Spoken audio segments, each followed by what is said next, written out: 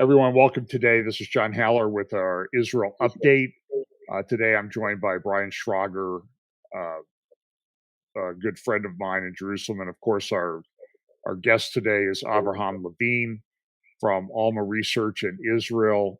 I interviewed Avraham a couple of weeks ago. Avraham, please welcome to my Israel update today. Thank you very much. My pleasure. So, Avraham, I'd like to just follow up a little bit on what we talked about a couple of weeks ago. You had mentioned that you had been in Gaza and there was difficulty that Israel had in clearing an area, or not so much clearing an area, but holding an area because of the nature of the tunnels, and Hamas would move back into an area sometimes very quickly after it was cleared. And I've been reading a lot of articles. There's a great article in the Wall Street Journal yesterday about the problems at Al-Shifa Hospital, which I believe is up in Gaza City, that had been cleared. And I think back in November, Israel had announced, we've taken control of Al-Shifa Hospital. It's not really a problem. But then about 10 days ago, there was the start of a battle that raged for a number of days, and hundreds of terrorists and killed, arrested, and the hospital eventually destroyed. Can you kind of relate your experience to what happened at Al-Shifa? Well, I think we can learn a lot about just the complexity and how tough it is to clear the area. And when we say clear the area, the first time that Israel went into Shifa was in a time that we called all citizens and waited for them to leave from north to south. So many people left Gaza. Many neighborhoods were at least titled as empty from citizens, from civilians, therefore making it easier for us to fight without a human shield, at least up front in terms of the numbers. What did not happen is that we did not hold on to these places and keep them empty. There's no way you can hold a city the size of Gaza and have people, soldiers, in each building. That's just a situation that's impossible to hold, unless you're really blanket bombing like we're being blamed for and destroying the city, which we never have anywhere in Gaza City. So unless you ruin the building, Shifa Hospital is still operating today. What you said towards the end, I believe is wrong. Okay. What I think is Shifa Hospital was operating 10 days ago. Sick, wounded, doctors, nurses, full personnel. It also had somewhere around 500 Hamas terrorists using that building because it's so central, because it has connections underground and over the ground to other buildings. So operationally, it's so important for Hamas, and obviously using that hospital, the signs on the outside that say Shifa Hospital, as a human shield, as well as the people themselves.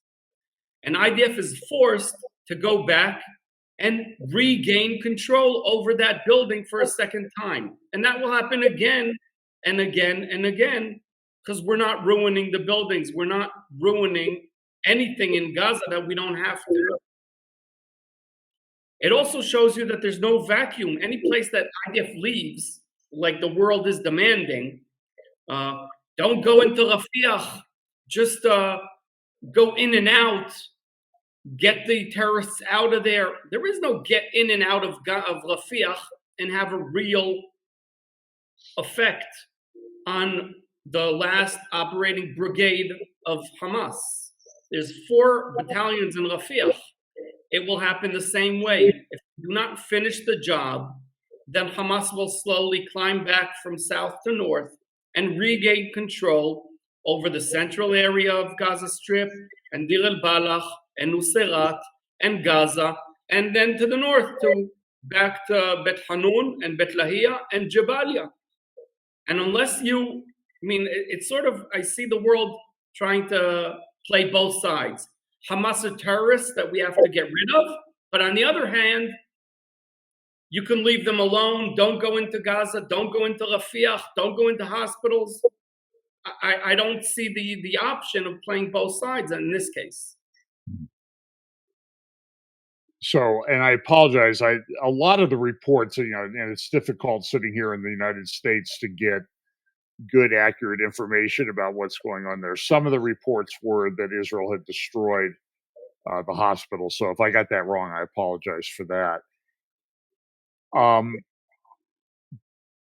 I guess, how do you take the experience from Gaza and then translate it into any anticipated operation in the north, in Lebanon? It's a great question. Our biggest advantage is that we're not working from a deficit like we did in October 7th, when it took us time to react.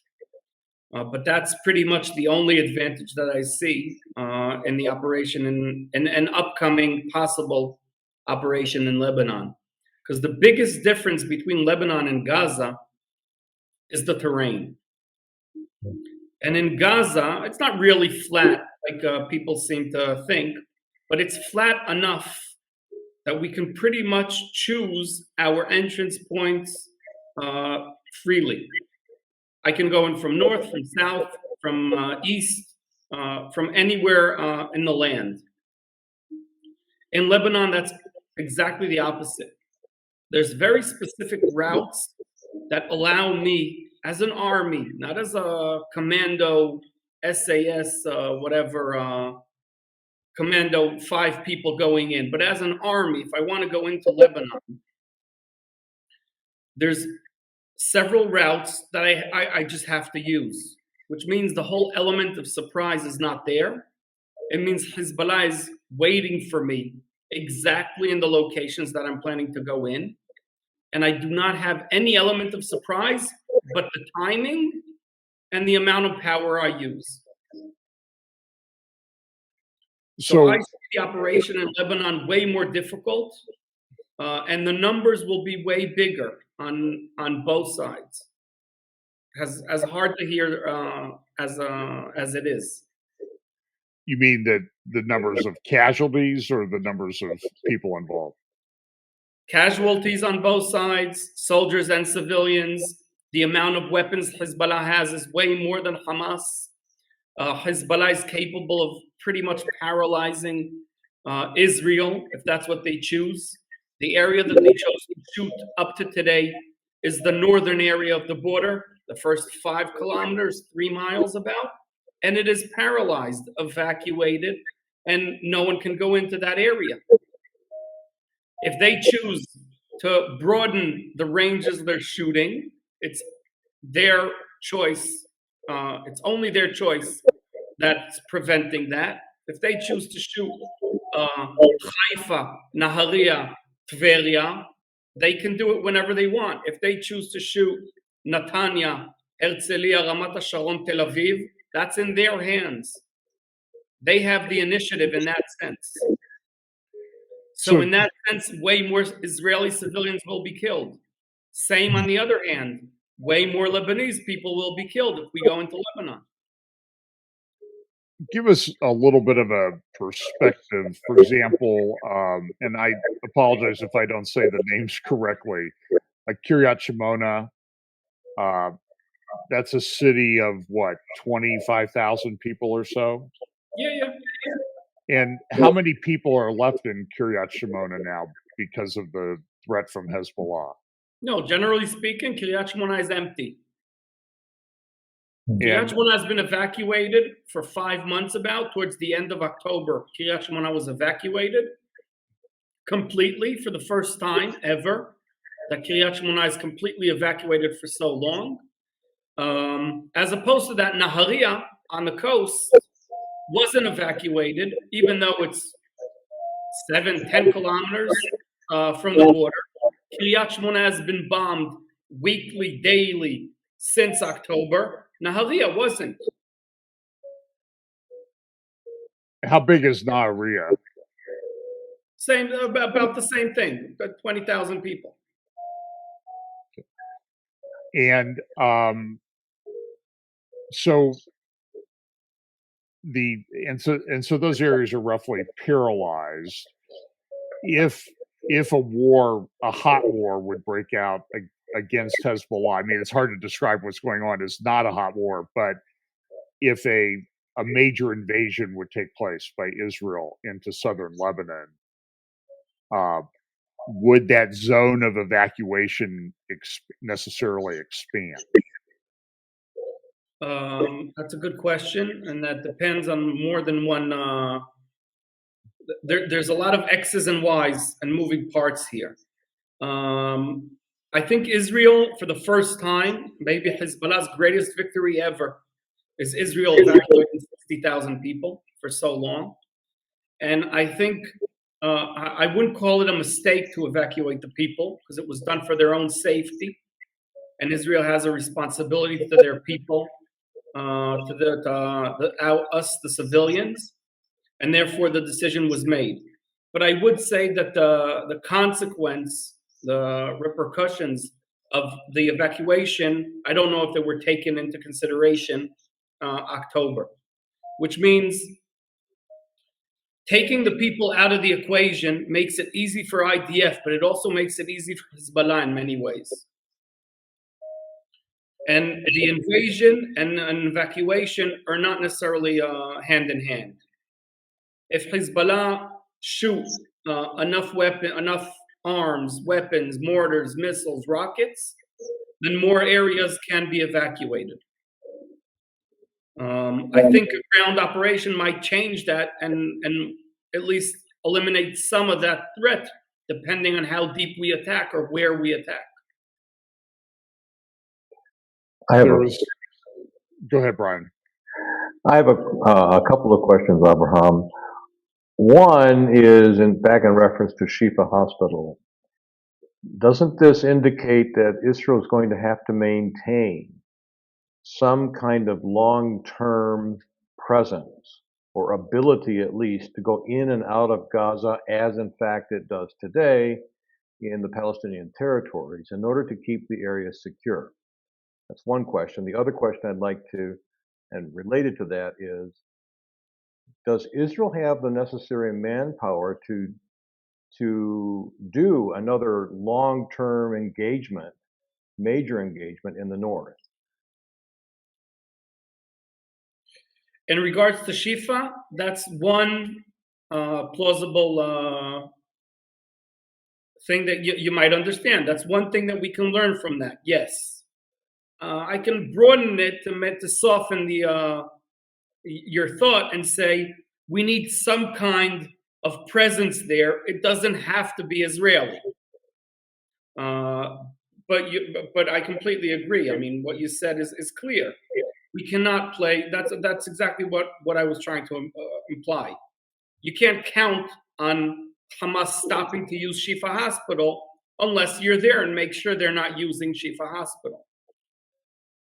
I completely agree. It can be IDF, it can be Egyptians, it could be Jordanians, it could be Fatah, PA, it could be Americans, it could be UN, and all of these ideas have downfalls and have advantages. And I'm not calling for any of those solutions, because I've seen them elsewhere and they did not work. Right. All right. I'm not advocating for any one of them. I'm just saying, in Lebanon, we chose UNIFIL as the representative of the world, and 10,000 soldiers are trying to find about 200,000 rockets since August 2006 and still haven't found one. So I don't think we can use them. UNRWA, I think, is also not necessarily the right body, right? So we agree about some of these ideas, but I completely agree with the sentiment of that you started with. As long as we want to really affect change and eliminate the threat, we need to complete the job and eliminate Hamas, take them completely out of the picture, in terms of the governing body in Gaza, and similarly have some kind of a presence there that continues this and makes sure it doesn't happen again. In Afghanistan, it took 24 hours. Shifa, it took 3-4 months. But a similar situation in terms of if you want to maintain a situation and you don't have a different operational administration working there, then you're leaving a vacuum that will be filled by terrorists very quickly. In terms of the manpower for an operation in Lebanon, IDF is a small army. Trying to operate ground operation in 2 fronts is extremely difficult for an army in our size. To me, that says that we can do it. Just one of the fronts will have to be arms and firepower instead, which means more civilians killed, more people killed on their side. And I think IDF is trying to avoid that situation in any way we can. That's why we did not attack Lebanon while Hezbollah is attacking weekly. And we did not take one bite out of Lebanon, even though that might make it easier for us. Because if you look at the border, not a border, but if you look at the blue line or the fence between Israel and Lebanon, the higher positions are not necessarily in Israel's side. And if you want the high ground, then you have to take at least some of the hills on the other side of and we didn't even do that. And I think that will be the sort of a beginning of an operation. So if you look, for instance, at the map, then you'll see Metula, which is the north tip that we see in the middle of the blue line exactly, even above. It's the top of that point. Is Metula is surrounded by hills. El Khiam, Kile, all of these towns, Shiite towns in South Lebanon, are completely in control. They have the high ground. And they've been shooting Metula day in, day out. Metula is practically destroyed. A beautiful town that used to have a very peaceful relationship with the people in South Lebanon. I still remember that, and I'm not that old. Many Christian Lebanese worked in Metula. I remember speaking to them as a kid on vacations. And Metula today is completely destroyed because Hezbollah has the high ground in that point. Another thing we can see, if you already brought up the map, John, thank you, is the Litani River, which everyone puts as a sort of a border of South Lebanon. And as you could see, it's about 15, 20 miles from Israel on the western side, but in Metula, it's about 2-3 miles, which means in Metula, that's definitely not a distance that operationally gives us the buffer that we're seeking between Hezbollah and Israel. So the reports that I've seen, Avraham, are that many people have evacuated southern Lebanon as well. Are those reports accurate? I can't talk to the numbers themselves, but yeah, I think most people agree that it's tens of thousands. I've seen numbers up to 80, 90,000 people evacuated from South Lebanon. But is there any estimate on the size of the Hezbollah force in southern Lebanon? Well, there's a few things that I can say to that. I can say that there's in South Lebanon, there's thousands of Hezbollah activists, soldiers, fighters, commanders, and definitely supporters, tens of thousands of supporters, because most of the civilians in South Lebanon are Shiite, which means even if they don't have military training, they support Hezbollah in any way they can. Their basement, their top floor, the balcony, the road to their house, the bridge,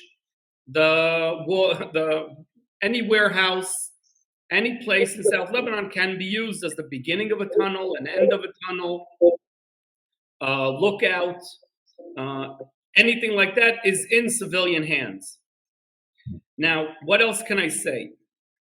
I don't know if you follow, because I know you usually read a lot about Israel. There have been 2 incidents in Remesh in the past 2 weeks. Remesh is actually a Christian town in the middle of South Lebanon, in above the Western Galilee. If you zoom in, I can take you to the area of Remesh. Is it near which direction from Metula? Left and down. Yeah, more to the west and more to the south. Okay. More to the west a little. All right, now you see on the bottom of the Oh, screen. I see it. Yeah.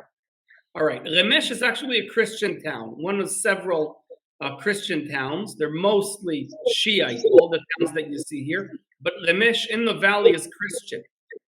And the Christians did not leave their towns, which means Hezbollah has 2 incentives to use their town instead of Shiite towns. One incentive is there's still civilians there because Hezbollah did not evacuate the Christians, only the Shiites. Second incentive is if IDF reacts and responds to the source of the missiles or rockets, they're hitting a Christian town and not their Hezbollah's people. And that's why Hezbollah tried to shoot Israel from Remesh.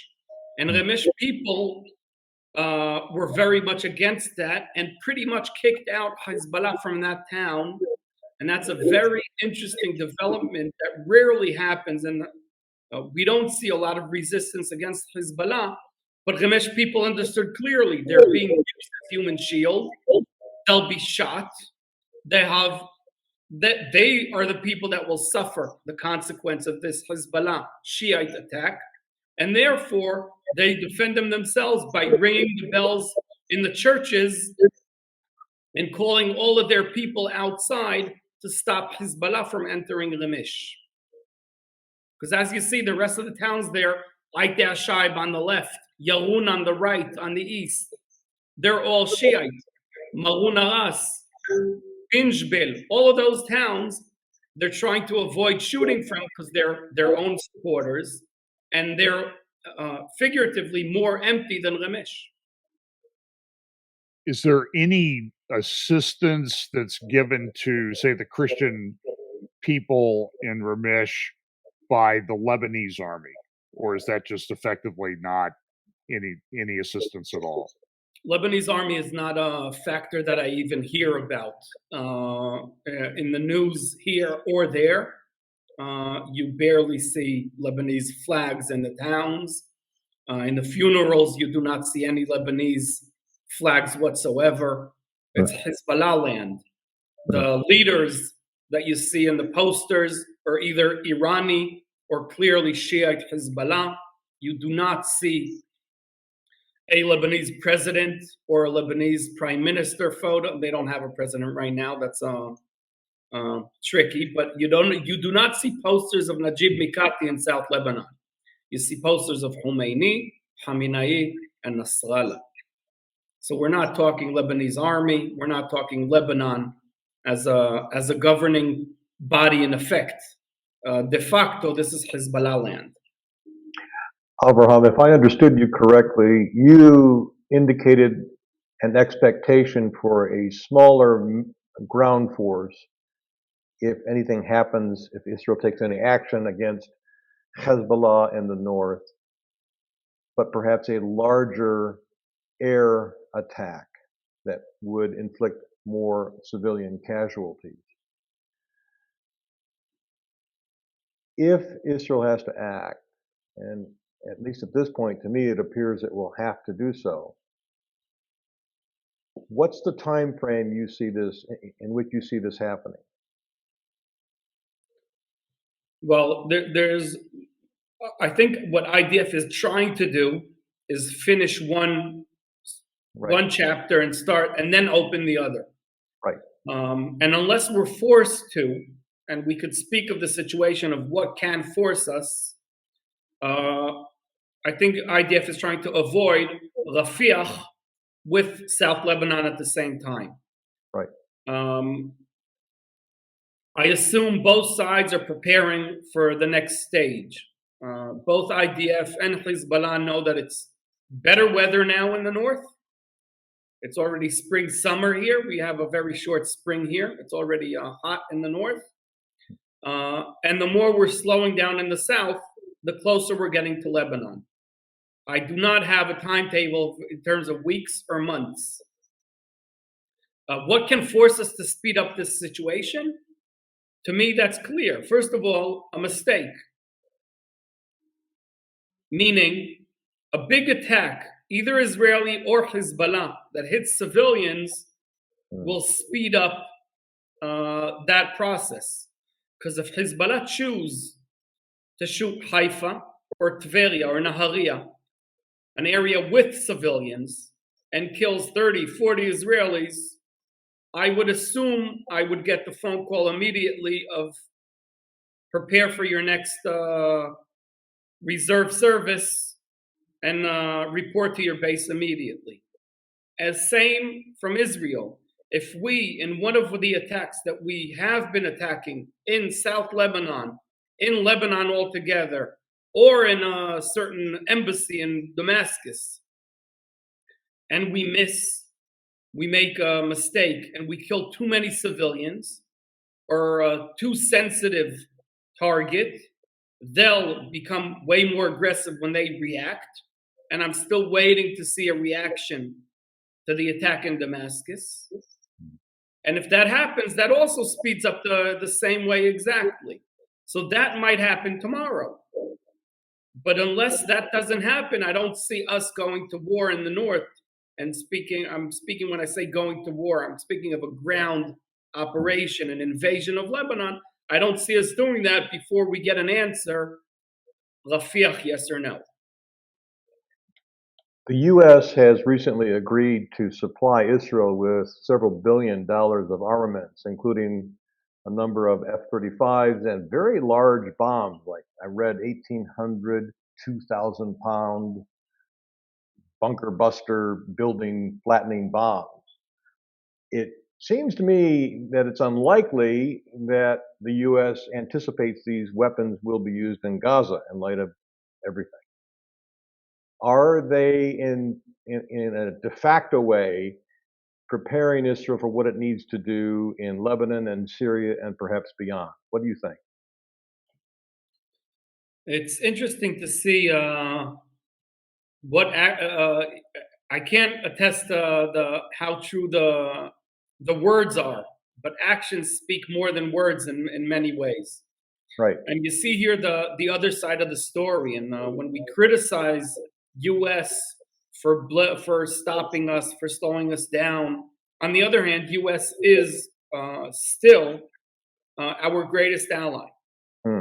By the way, we saw that clearly when Obama was heavily criticized for his Middle Eastern policy, but on the same time gave the military support, the monetary support to Israel as any other president before him. And that's an interesting question to deal with. Where would Israel use those bombs? And I'll put it out there that, first of all, the fact that that reaches the news, and that's an official statement, and Israel having the ability, that's a threat before itself without using the bombs, right? That's even more clear when we speak of nuclear weapons. Having them is half the way there without using them.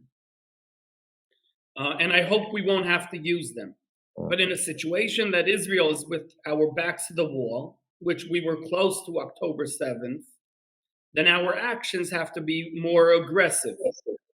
And I think that's a situation that we'll be using the bombs, not necessarily Gaza or Lebanon or Iraq or Iran, more of what's the operational necessity to stop the operation altogether. If we're on the defensive side and we can't put our efforts to a ground invasion, we'll be forced to use more aggressive means. Right. So let's talk about the airstrike in Damascus that took out several top leadership of the Iranian Revolutionary Guard, I think the Al Quds force, Syrian and commander. the implications of that. What can we expect, or what do you expect happening as a result of that strike? I expect nothing will happen.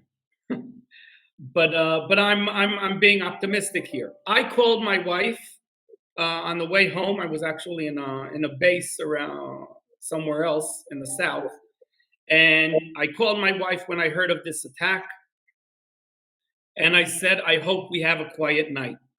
That was around 8 o'clock. I think around 10 o'clock, the alarms, the sirens, and the Golan Heights went off because there was a UAV getting closer via Syria to the Golan Heights, and it was taken down by the Air Force. It did not reach my home, but the alarm did go off. So that's just a few hours after. I do not see that attack as the big escalation. Is it an escalation? Yes, because in effect we're hitting Iran in Syria, but Iran territory in a way. It's a more direct attack. It's a high-ranking official, and you'd expect a response. But on the other hand, Iran, I don't think are looking to go to war, and Hezbollah, I don't think are looking to initiate a war. They might be looking for us to initiate a war, but they do not want to seem as the aggressor. And I don't think they'll risk a process of speeding up all-out operation in the north. I think they would have done that October 7th already, and for some reason they're not. Right. You have to remember that every attack that will be direct from Iran will give the West, I'm adding the US to this group, and not only Israel, a good excuse to react and respond directly against Iran, and maybe hit the core of the problem, and then the nuclear plants are in the game. So I don't think Iran will respond from Iran. Iran will keep on playing using proxies. They'll keep on trying the Houthis and sacrificing them. They'll keep on trying Syria and sacrificing them. And they're holding on, and Hamas, obviously, that they don't care about altogether.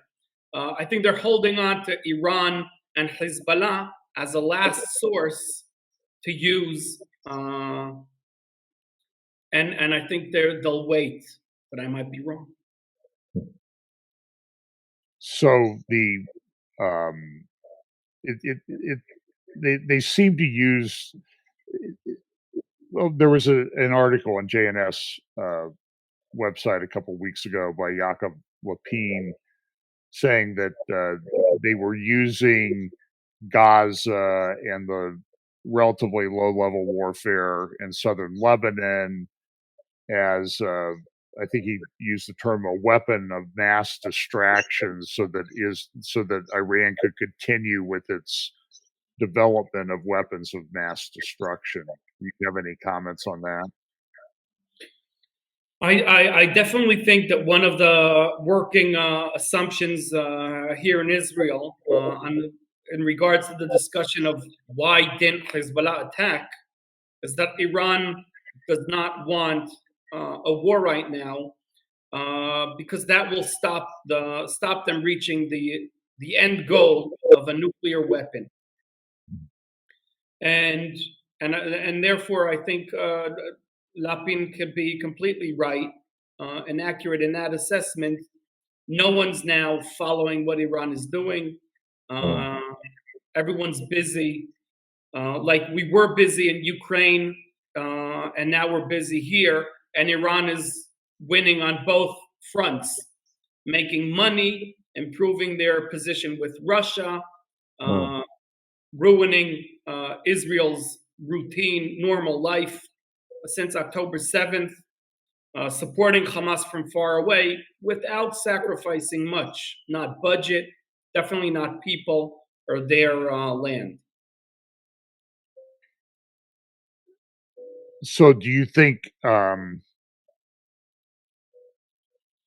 well, what could, I suppose, what if Iran responds strongly to this attack in Damascus? You don't really think that's going to happen. I know there's a lot of threats flying around, and they've issued, they're going to attack other embassies somewhere else. Is there a trigger that would maybe cause Israel to move into Lebanon? No, I don't think Israel will respond against Hezbollah if an embassy in Turkey is attacked, or if Israelis are hit in Jordan, or if Israelis are hit in South America. I don't think Israel will respond against Hezbollah. I think Israel will operate, will decide how they respond according to how Iran takes their position. And there's a reason why Israel does not take responsibility for most of the attacks, and that's to allow Iran not to respond harshly. We're giving them a way out to save face. And I think if Iran attacks officially, then Israel will have to react. And therefore, I don't see that kind of an attack happening. A terrorist attack, that can happen anywhere in the world. I would caution people about going to clearly Jewish Israeli sites all over the world. I think people should be aware that Iran will support any attack on Israeli or Jewish targets anywhere in the world. That could be travelers backpacking in India. That could be an embassy in Far East. It could be anywhere. But that's not an Iran attack.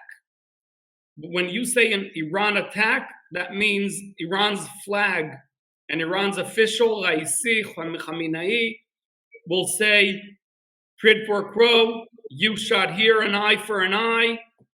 We're going for Israel. And that did not happen 2 nights ago, did not happen yesterday. And I don't think, I might be wrong, I don't see that happening as of yet. Has there been any change in the way, say, for example, Russia has a presence in Syria? Have they increased their presence, kept it the same? What's the observations with regard to Russia? In the last few months, they're rebuilding positions. So my guess is they're advancing and growing, not massively.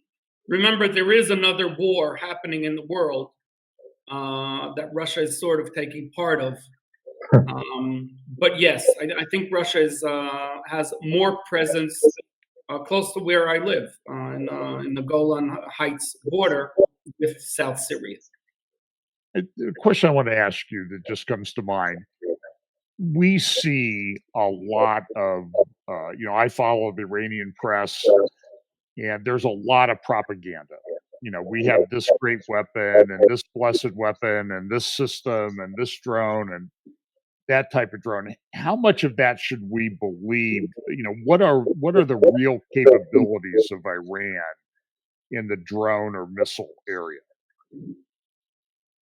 Are they increasing? I think you could not underestimate the threat of Iranian weapons. How they'll use them and when they'll choose to use them is a different discussion. But the ability, to me, is not in question at all. We see a drone, an American drone in 2016, falling in Iran, and 6 months later, reverse engineering, Iran has the same drone. We see in 2006 what we call the GIL, the anti-tank missile, and Hezbollah get their hands on a few left behind. And today they have Almas. They have an anti-tank missile with a optic fiber attachment with a camera that can hit us from 10 kilometers away. and doesn't need a clear line of sight from the shooter to the target. And that's, again, they took our weapon, reverse engineered it, and now Hezbollah has it in their hands. And we see that today it's not Russia supplying the weapons, right? For years, decades, Russia is the supplier of the weapons to the eastern side, figuratively, and Arab world. Today, Iran is supplying Russia with the weapons. They changed positions. The dependence of Russia on Iran is a dangerous relationship, not only to Israel, to the whole world. It creates a closer alliance between Iran and Russia. And if you add to that alliance other countries, China, India, Korea, Venezuela, then you're seeing a tight alliance that keeps the economies working, keeps the military strong, and allows them to operate even as the Western world, as we know it, even if you add to this the classic Western world, Saudi Arabia or Jordan, we're still speaking of a very strong Shiite axis that's a danger to the whole world, not only to Israel. In the funerals in South Lebanon, you hear death to Israel, but you also hear death to America. The flag of the Houthis say death to America before death to Israel. That's Iran classic. I mean, that's Iran classic Iran propaganda. That's the rhetoric in Iran. Death to America, death to the West, death to Israel, death to the Jews. That's the flag of the Houthis, and that's another part of that alliance. And if Russia is part of that alliance, then the whole world should be on guard, and not only Avraham and Israel. The other day, there were reports that Iran and Russia, and I believe Qatar, had entered into some new agreements with respect to the Pars gas field between Qatar, and I always say that the wrong way, Qatar and Iran, that's jointly owned and operated, that Russia would be coming in as the operator there. Have you heard anything about that? First of all, about Qatar. Qatar has been supporting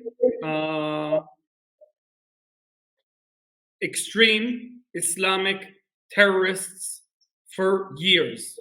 I personally do not see them as a fair negotiator or a player that Israel should rely on in any way. Is it surprising that we didn't reach an agreement with Hamas, with Qatar as a negotiator? To me, it's not only because of Hamas. There's no chance that Qatar is a fair negotiator in this situation. Qatar is one of Hamas's biggest supporters in terms of funding Hamas. I'll even use I'm not trolling, but if Qatar is literally funding and supporting the October 7th attack, then I do not see them as the country that should be negotiating the terms of a ceasefire and our hostages being brought back. And I will not take any responsibility for the failure of these negotiations when Hamas demands are so clearly put there just to avoid any ceasefire and any agreement.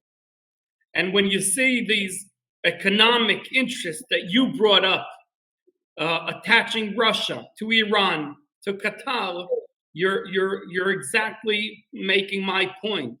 It's a Shiite axis. There's Sunnis there, there's atheists there, but it's an axis. It's an agent of terrorism and chaos that will affect the whole world. It will not remain in the Middle East. This is not a Hamas-Israel war. It's a East-West war, and Israel-Hamas is just one short chapter in this battle. And if anyone wants to join and support us, they're welcome. And if not, then leave us be, and we'll do it on our own. But we cannot just close our eyes and say, "Oh, just reach a ceasefire, and we'll allow Hamas to get back. It's okay. We'll help you the next time this happens."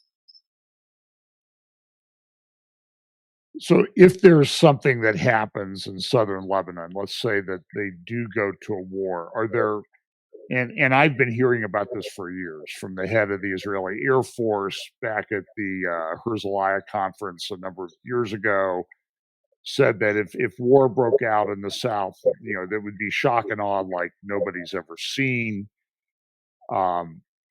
Is the operation, is it going to go more quickly than Gaza did, or is it just impossible to say at this point? Well, I truly hope that no one's still relying on short wars and counting on that working. We all assumed Gaza will be way easier, and we were wrong.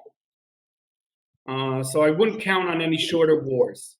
What I would say, and I think Lebanon should be on guard in that sense, is that historically we never fought Lebanon.